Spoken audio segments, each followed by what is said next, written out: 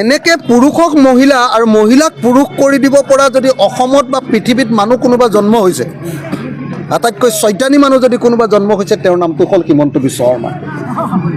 হয়নে নহয়? হয়নে নহয়? একেবাৰে পৃথিৱীৰ 2 নম্বৰী আৰু ডেককৈ 2 নম্বৰী কথা ক'ব পৰা।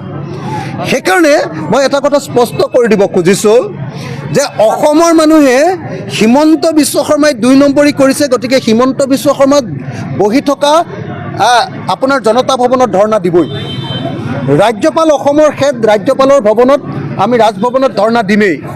আমি গৈ কাজিৰঙাততো ধৰ্ণা নিদিওঁ ভাই, শিয়ালৰ সন্মুখত, হৰিণাৰ সন্মুখত, বাঘৰ সন্মুখত, গড়ৰ সন্মুখততো ধৰ্ণা নিদিওঁগৈ।